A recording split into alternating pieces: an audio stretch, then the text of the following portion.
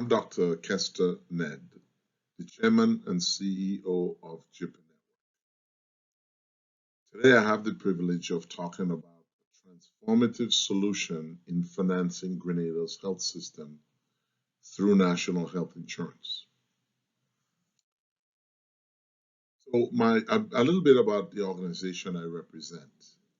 It's JIPA Network, and our aim is to provide access to high quality, affordable healthcare for Caribbean people. In so doing, over the last 15 or so years, we developed an organization that's provider based. This organization consists of physicians and facilities between the Caribbean, Latin America, and the USA. And we are formed as a healthcare network. The goal of our organization is to allow people who need to access care, complex care, and can't find those services in their country.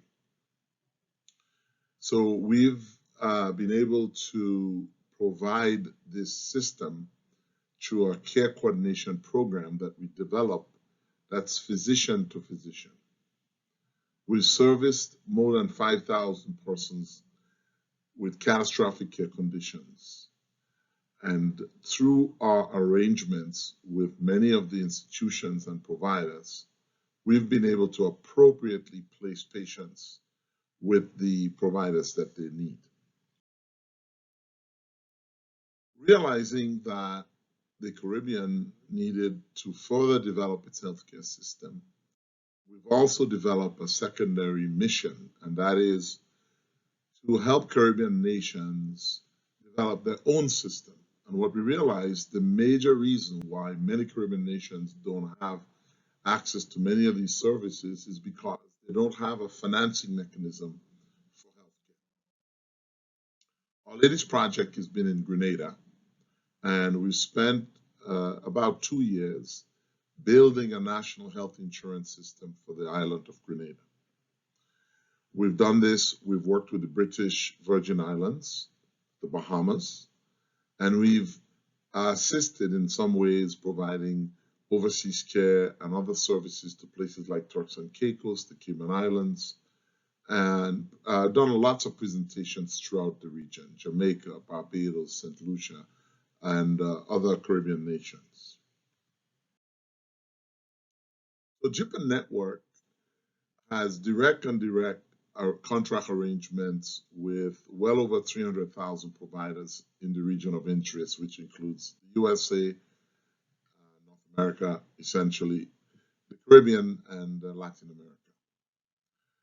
And we work with various type of entities, including insurance companies, corporations who have self-funded arrangements for care, private individuals that want to access care, governments, non-governmental agencies. And this is pretty much the scope of our provider network between the Caribbean and Latin America. So here are some of the services that we provide. Of course, the one we just spoke about would be health systems development and implementation, working primarily with financing mechanism and developing the provider network organization so that these systems could operate. Developing and organizing care coordination and care management systems. In addition, we provide a level of concierge services that's necessary, particularly when people travel to get health care. They need support for their families, themselves included, arrangement with transportation, places to stay, meals, and so forth. Also, we provide some psychological support for the patient and the family. Another major service, which is more or less administrative, is in the area of the third-party administration. That has to do with the financial arrangements and the payment system that allows us to function as a financial intermediary. Many of the health systems that we work with would not accept payment directly from individuals or companies that do not have a prearranged payment service. And so we act as a financial intermediary as these institutions accept our paper or accept payments from us. And that's been a major opportunity to improve the access for many Caribbean nations working through our organizations. We utilize managed healthcare principles and a new concept in healthcare called value-based healthcare, which we're going to talk about a little bit later on in the presentation. So now I'm going to focus most of the comments on national health insurance and national health insurance as it relates to the Grenada initiative. If you want to call this national health insurance, the Grenada version, we can, because there are some really unique features to the Grenada brand of national health insurance. While it's a financing mechanism for healthcare, it involves many other aspects, which I'll talk about. But from a definition standpoint, national health insurance is a contract that a nation has with its citizens to provide health care as a human right. For healthcare to be a human right, it must be accessible, affordable, and must be of sufficient quality to meet the needs of the people in that nation. To implement a national health insurance, particularly in regions like our Caribbean nations, it takes real political will and political capital, particularly from the leaders of those nations. Given their governance structure, literally the Prime Minister and the Cabinet must invest significantly in making sure that these initiatives are brought to a reality. A key issue that must be addressed is the concept of how the people, the stakeholders, perceive healthcare from a value standpoint. Today, most of our Caribbean citizens have health insurance, do not have health insurance. In fact, in some cases, somewhere between 5 and up to 50% of persons in the Caribbean would have a health insurance policy. And in fact, more people fall in the category of the 5% than in the 50%. And so the whole issue is, how do we value our health compared to our other material possessions? In most nations, there's a mandate that if you have a car, you have to have insurance. Most people would have insurance on their home. Even on burial issues and burial expenses, people buy insurance. But how about healthcare coverage? There's a perception that healthcare should be relegated to the government and should be free. And most citizens don't recognize that fact, that they would have to make a contribution to their own health. So how about national health insurance as a mechanism to improve the financing system for healthcare in the region? So let's look first at where we are in national health insurance initiatives in the region. This could be categorized in three categories. So the first category, those who are committed. The second would be those who are designing and implementing, and those who have established national health insurance and are improving or expanding. This came from one of the accounting firms that provided this report. Again, Barbados, St. Vincent, the Grenadines, Trinidad and Tobago are in progress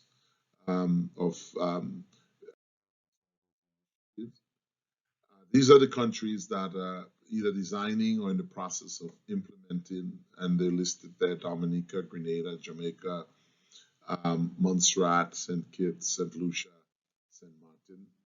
The ones who have already implemented and are expanding, the Bahamas have implemented their primary care program. Some of the older ones are the Turks and Caicos and the Cayman Islands. BVI has been recent. Also, the Dutch islands, who have gone ahead and done a significant job in developing their systems. Again, the Dutch has a stronger tax base, and they are very closely linked to their European countries. So clearly, the issue that we see when we compare what's going on between the various islands in developing national health insurance is that we see a challenge with size. And if each island develops those systems on their own, clearly we don't achieve the sufficient size to spread the risk. In addition, we have a segregated system where people would work in silos, both from the provider standpoint, the insurance, the government, and even how we pool our resources from a consumer standpoint and our buying powers. So those are also, these are all limiting factors that we see in developing national health insurance from a Caribbean perspective. We studied the pitfalls in each of the national health insurance initiatives in order to come up with a model that we think would work in the Grenada context. And here are some of the areas that we see pitfalls. The first is most of the Caribbean have inherited a colonial model of healthcare. And from a human resource standpoint, what's the main focus of this colonial system is human resource from a seniority perspective and not from a merit-based system. So people are often not hired for their qualification and experience. Often it's based on a kind of seniority system. And if you're going to hire a neurosurgeon or you're going to hire someone to run a hospital, they need to be qualified, they need to have the experience, and you hire them mainly on that basis. But because it's a kind of a government-run system, the wages paid to those individuals are such that it's not competitive. So it's hard to attract individuals with those specific talents.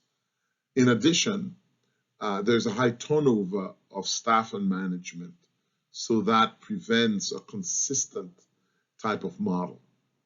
The laws are very difficult to change in the Caribbean to address this issue.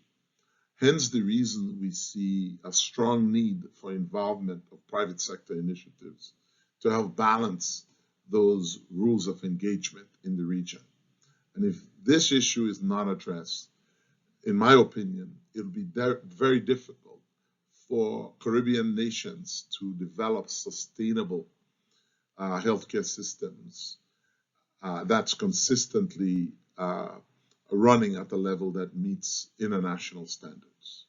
The next issue involves how the NHI or the healthcare management is performed. Healthcare in the region needs to be managed through a healthcare authority, not a Ministry of Health.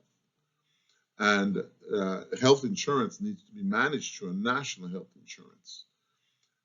These are separate entities from the actual government ministries. And that allows for more freedoms in terms of management and bringing in talent and bringing in advisors and other financing mechanisms.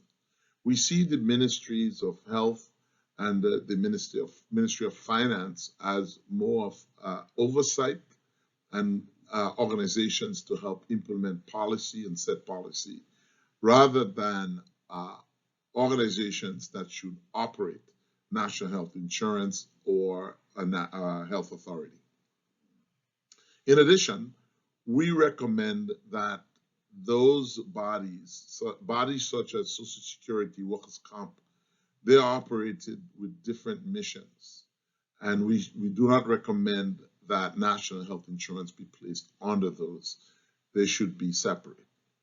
And there are various reasons for that, including financial risk, also risk for malpractice and so forth, These organizations have deep pockets, and based on Caribbean law, many of those could be accessed, and one could lose the financial strength and stability of the fund that's created from national health insurance.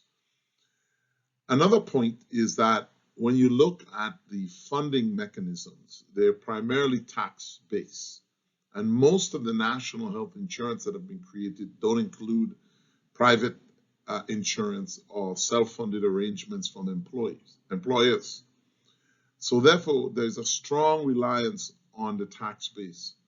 And as we all know that most governments in the Caribbean have a sort of fluctuating system of taxation that from one year to the other, the tax base could be impaired. And this happened during COVID and also during downtime. So we believe that you need to include the private sector so that you could consolidate the financial resources. Another is that of having a network of healthcare providers that work in a coordinated way to do care management, care coordination, and to provide also the actual healthcare service at the level of competence that patients would feel safe. And there's a lot of work needed in this area. But having the financing for healthcare would allow this type of model to thrive. So it's important that the health systems be organized around providers, what we call a provider-centric model, rather than an insurance-centric model. This also allows for pre-pricing and pre-arranged healthcare services. In addition, issues like group purchasing to achieve economies of scale. We encourage in our model that various islands come together and buy from the same purchasing groups or access providers in a common way so that collective bargaining could achieve lower costs. The last point that I'll make on this issue from the pitfalls is that we see that stakeholder participation remains a critical factor in enhancing the movement of, in terms of the implementation and creation of national health insurance. And when you involve all stakeholders, stakeholders have conflicting interests. So for example, an insurance company wants to save as much as they can. A provider wants to provide services at the best possible economic situation for themselves, and also the consumers want to access more services and more benefits. Those are all conflicted missions. And so it's important that each entity understand where each other's issues are in order to ensure that this type of model works. That's why it's important to bring the stakeholders together and have dialogue so they understand how national health insurance works. I want to touch on a subject that I think is critical to the entire direction of national health insurance. And in the Grenada model, that sets it apart from all other models. Other models use what we call a traditional insurance model. In many cases, traditional insurance model focus on the more profitable side of the business, property casualty, as compared to a health plan that focuses primarily on insurance, health insurance. What we see is that the traditional model is very premium and benefit based. So cost containment and cost controls occur by restricting benefits and also setting, using premiums as the basis for determining profitability and cost savings. But in a care model, care is first. We look at the services available. In this model, we have to provide care to patients from the cradle to the grave. In the traditional model, generally after age 60, 65, benefits are either reduced or canceled or limited. And for people with pre-existing conditions, those benefits are also limited. When people need healthcare the most is when the traditional model drops them. A national health insurance program focuses on care as a mechanism of cost containment and cost controls. And therefore, it's necessary to have very strong provider participation in order to ensure that the care is properly managed and coordinated. This is lacking in just about all of the Caribbean healthcare systems and in the insurance model that are traditionally used. The care model emphasizes prearranged, pre-negotiated healthcare and looks at healthcare as a collective, consolidated model that allows for collective bargaining compared to a fragmented, silo-based model that competes from the traditional insurance standpoint. So if I were to say that the Grenada model offers something that others don't, I would say it's the care model approach that's very provider-centric versus insurance-centric and functioning more so in silos. So this is the key. If you're going to develop a great healthcare system, you must have a national health insurance model in the region to be able to finance that system. It's like if you're going to build a high-rise complex and you're going to rent those out, you go to the bank and you say you want to have a loan to do that. The bank would first ask you how many tenants you have that committed to that building. And if you have 50% or more, guess what? The bank will lend you the money. So national health insurance is the impetus to give investors and bankers the reason for them to come in and invest in developing healthcare systems, in having providers that would feel committed, that are paid at a rate that is commensurate to what other countries offer it, to get access to the higher quality healthcare services. So at the JIPA network, the model of healthcare that we created is a model that strengthens healthcare, has a public-private partnership. It looks at national health insurance not just as an expenditure, but also as a revenue generator. It's a consolidated model that doesn't operate in silos. It offers value-based and managed healthcare principles, prearranged, pre-negotiated healthcare. It offers cost containment and a care with strong coordination of care. And of course, utilizing information technology and data analytics to be able to help with decision making. It organizes physicians in a network where physicians and other providers work together. And that model involves all of the stakeholders. The key to driving this national health insurance strategy is consolidation, and that we believe is the most powerful winning strategy for national health insurance. It involves organizing the healthcare providers in a network, bringing the payers together so that we could consolidate the revenues and the financing such that we achieve economies of scales and having as much patients participate as possible. We don't, in this model, want to segregate providers. In developing the Grenada model, we actually organized this into 10 major projects. And we developed a program project with all of the categories and the steps and the processes involved in implementing this program towards a go live. And here are the 10 projects. The first would be legislative, regulatory, and policy. The next, governance and administration, financial ecosystem, benefit plan design, information technology, payer relations and system, provider network development, marketing, public relations, population health, which would be health system strengthening, and the actual operations.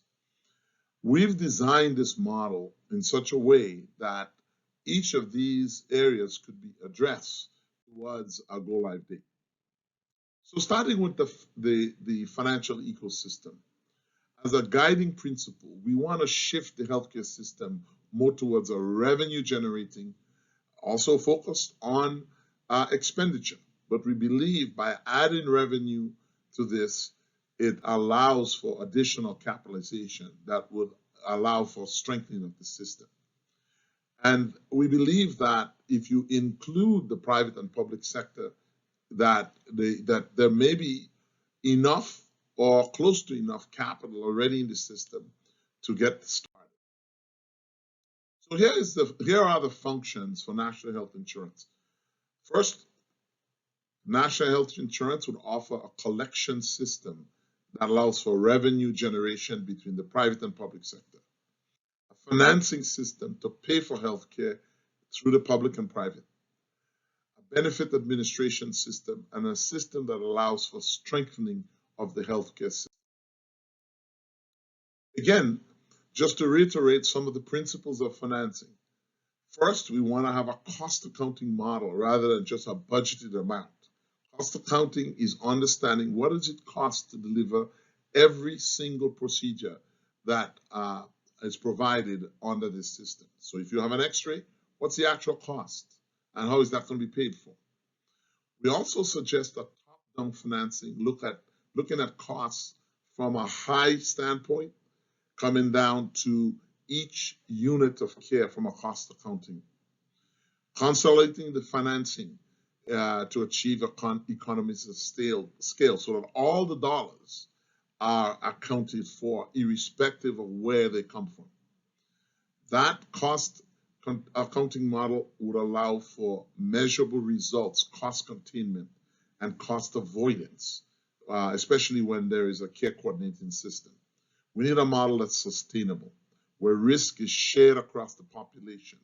It supports growth and development in the healthcare system. It employs people, allows for a financing and governance system that builds confidence and shows accountability for the capital that's in use. This is an example of the model that we looked at from a top-down standpoint. And this came out of some of the work done by the University of the West Indies.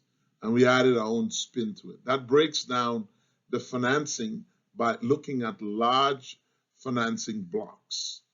Right now, the government puts between $65 and $70 million EC, and we suggested that they come up with an additional amount to equal 85%. From an out-of-pocket standpoint that Grenadians spend every day on healthcare, there is about $90 million spent on out-of-pocket expense, and a lot of that care goes overseas.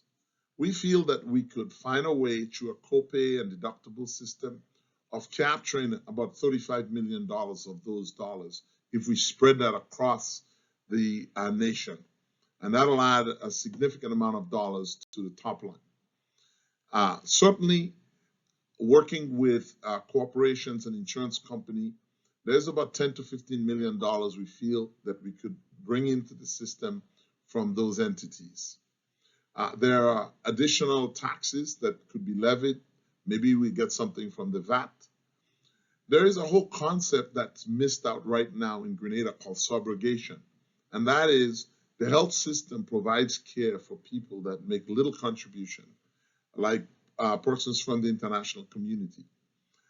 Certainly, in the area of property and casualty, when someone gets in a car accident, the car insurance should be able to cover their medical expenses. And so there are other areas like under workers' compensation, Social Security, where individuals who have special coverage would have to, those systems would provide payments. They do that now, but certainly this could be looked at in more details. There could be additional dollars from grants, private investment, and also contributions from fundraising efforts to help support the system.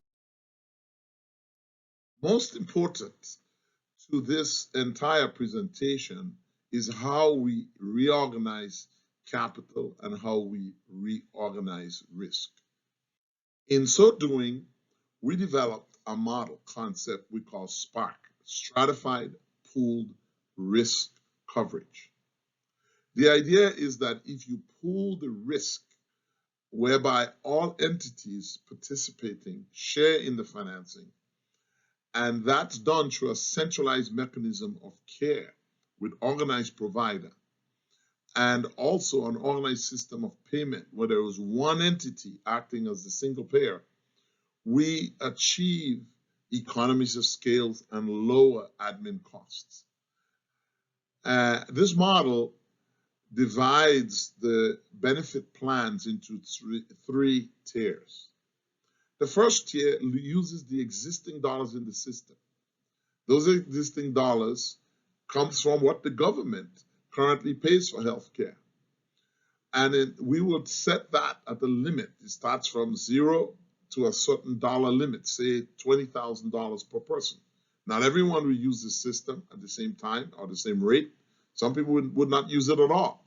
But we put a maximum dollar amount that the government would be responsible for, and we include a whole set of services like childcare, obstetrics, primary health care, and some of those kinds of services. Tier 2 would what we call the private tier. That would involve the insurance company, the self-funded programs from employers, and in putting that at a second tier, it'll pick up from where the government tier ends. Say that $20,000 per individual, and it'll take it up to a level higher, say 100,000, 150, depending on how much premiums and how much benefits are included in that. In addition, the private insurance will have the ability to sell insurance over and above that tier if they want to for individuals that want more coverage. This puts more money into the system. And of course, it allows a lower cost for each individual so that more persons will be able to purchase and afford insurance, simply because we've organized the government tier to take care of some of those primary healthcare needs. Currently, most insurance companies in the Caribbean don't offer primary healthcare as a benefit. And so what ends up happening is that patients seek care late, and that results in poor outcomes. And individuals entering into the healthcare system with very severe medical conditions, thus raising the costs and causing poor outcomes. The third tier involves what we call the reinsurance or the catastrophic tier. And that's where government could get involved, other private sector initiatives or insurance companies could offer care from a more catastrophic standpoint. The one thing I would like to say that happens in this model that doesn't happen in other models is that the administrative services will operate through a single entity, and many of the duplication that we see of administrative costs between the healthcare providers, the insurance companies, the government, and the individual, that would be essentially eliminated and would occur under one entity. Admin costs would be reduced from the 20 to 40% that's now spent on administration to somewhere between 8 and 15%, maybe even closer to 12%. More dollars will then be available for actual healthcare services in this model. This slide actually looks at a 5-year projection in terms of registration of individuals, starting in year 1, where 60% would register, to year 5, where 100% of the population would register, and looks at the top dollar. We anticipate somewhere between 120 and $200 million EC being spent in healthcare, graduated increase over time, and based on the population size and the percentages. The line that actually shows the total dollar amount that would be spent per individual per year on a premium analysis, it puts it at a per person per month of somewhere between $131 to $152 per person per month. What we've done is, in looking at this top-down model, is allocate those dollars in that premium to the government tier, which would be 55%, the payment tier, or the private tier, which would be about 30%, and the reinsurance tier or the catastrophic tier would be about 15%. This type of modeling allows us to literally measure the contribution of each component. What's also important is that in the event that the tax base drops and there is insufficient money coming from the government due to hard times, the benefits could be shifted to the private tier, and there will be, of course, a slightly higher charge but the private tier could offer more of the benefits to alleviate the government situation. If the government is in a situation where they have more resources and the system is collecting more money, then some of those dollars could go back into the system, allowing the private insurance tier to reduce the premiums. So this type of model allows for significant sustainability. So now let's talk about the administrative governance and the legal framework. We are looking at setting up an independent statutory board for the national health insurance, separate from the statutory board for the healthcare delivery system. Here are the elements of governance we believe that's critical to the success and sustenance of this type of governance model. We need separation of powers. The health system, the government, and the financing mechanism through NHI should have separate administrative entities, as they do have some competitive issues between them. We want representation of the key stakeholders. This system must build trust. The fund must be set up in a way that is always sustainable and protected. There must be fairness and balance between the strength and power that each stakeholder has over the NHI. The government can't have too excessive of a power, neither should the providers or the consumers or the insurance payers or other stakeholders. Everyone should have about equal in this regard.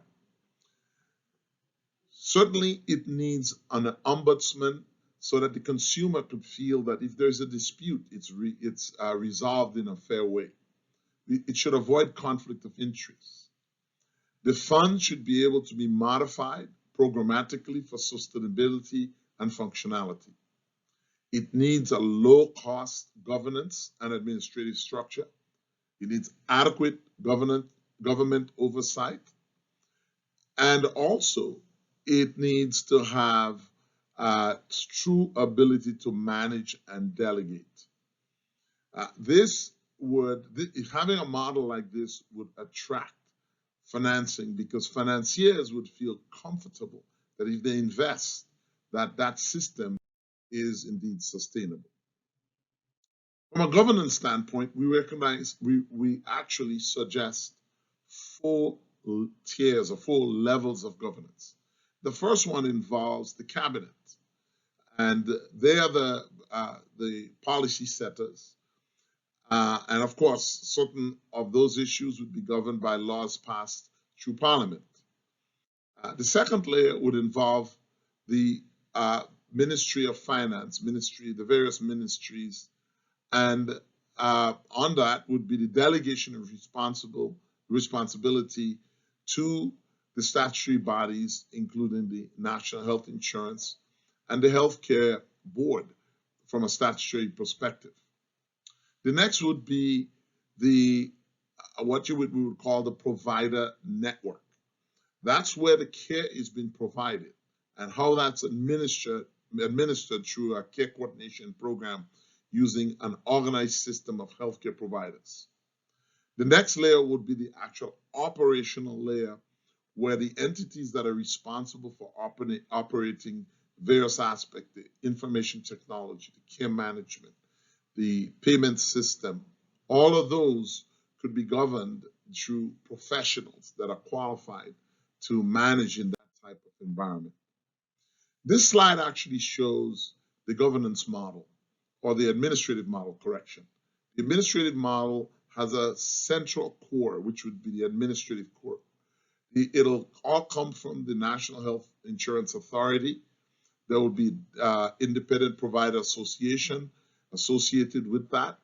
that will govern the providers. There would be a data center, third-party administration, and of course, all of the private administrators that would be involved in some way of managing this type of entity. On either side would be an organization. One side would be an organization of the private public payers, international payers, and the other would be, the providers, international, domestic in Grenada, and also those facilities. On the payer side, you would have the actual national health insurance, which could be an insurance plan themselves, private insurance, local private companies that want to self-fund, out-of-pocket providers or out-of-pocket expense issues, reinsurance, travel insurance. Any entity that is responsible for paying for healthcare would have to go through the NHI administrators, and in fact, the providers would actually send their bills to the NHI in order to be processed and be paid. NHI would be able to pay a claim that comes from multiple entities having financing responsibility, especially as it relates to the three tiers. These are some of the information technology that we have worked on and developed for the National Health Insurance Program in Grenada. And that involves, for example, a provider database. We now have a database of all the providers in Grenada. This would be necessary for the NHI operations. We have a care management system that's in place that looks at the flow of patients, where they are at any one time, the services that they're accessing, a care plan program that defines the kind of care they need and who is responsible for management of those care from a qualification standpoint. Organizing which patients leave the country, which patients stay, would be very important ahead of time. So that's also put in place. The tracking system for patients as they move through the system and as they are discharged and where they end up. Certainly the part that deals with claims administration and the part that allows the NHI to function as a financial intermediary. We have these systems already set up and in place. They need to be obviously tweaked in order to meet the needs of the NHI in its final version. There are opportunities for electronic connection between all entities for checking benefits, eligibility, understanding what's paid, what's not paid, when authorization needs to be provided. All of those systems are already developed and in place. Certainly, auditing and accounting systems will be needed. Some is already set in place from the government standpoint, but certainly JIPA has some of those systems already developed. The whole concept of building a data warehouse so we could utilize data to analyze the effectiveness, what value that the system would be critical. These are some of the financial functions and administrative issues that are to be addressed: the third-party administration and the financial intermediary, the clearinghouse function, claims adjudication, capitation administration, and management for those who are organized with fixed payment systems. The management of the payment from the payers standpoint and between the payers and providers, the benefit administration, some of the compliance and audit, all of those are important functions.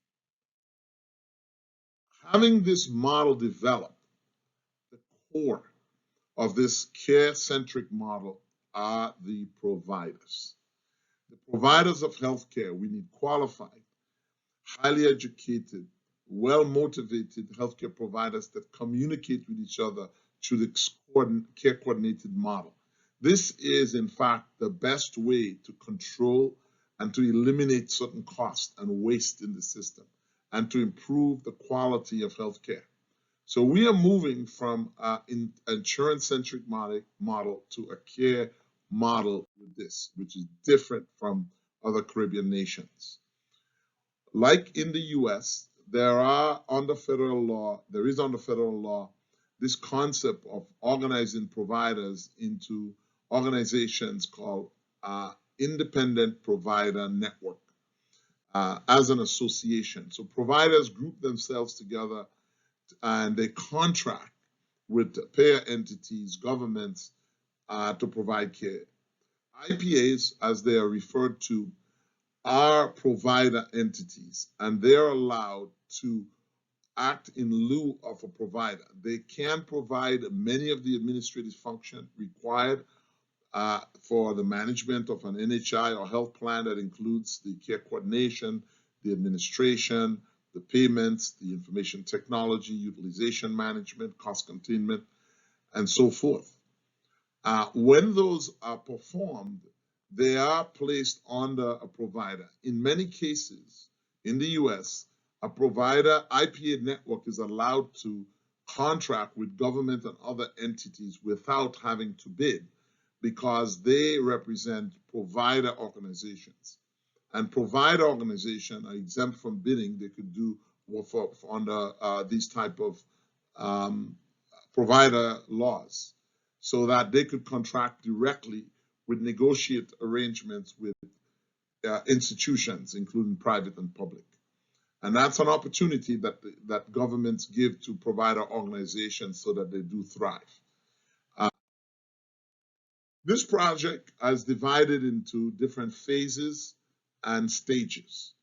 And certainly COVID and the challenges that it's posed, we have shifted and changed in government recently. Currently, we're working with the new government to be able to bring this back online and to ensure that this product of national health insurance is a reality within the next 24 months for the people of Grenada.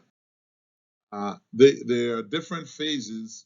At this point, we will bring the new government up to speed with where things are in terms of the model, the stakeholder participation, the budget, management of the program, seeking approval on the legislation through the Attorney General and the Parliament, looking at the NHI as a healthcare authority, starting to register people, looking at how we interact with the payer models, the payers in the marketplace. We've already had several meetings with them, including many of the other stakeholders, setting up the Independent Provider Association. Again, we have organized many of the providers, but officially doing the contracting and so forth. So the capitalization and management of this is also critical to help the NHI become a collection agencies on behalf of the health systems, such as the hospital and even the private practitioners. This would allow for some kind of centralization of the collection system and would allow for a better way of collecting funding. There is a lot yet to be done, and clearly we would have to work with the government to set up many of these organizations and systems before we go live. Our next steps involves setting up our arrangements with the government to move this forward, appointing a committee on the government side with the NHI, and also looking at where we are with each element of the major projects and how we move those forwards from a governance and coordination standpoint. We see a significant opportunity to work with the current cabinet and the government officials to get the legislation passed, as we know that this is an issue of national concern. And once we get these legislative issues behind us, then we'll be able to have the governance system set up and in place. So we look forward to moving this agenda forward, given the enthusiasm by this new government in setting up the national health insurance.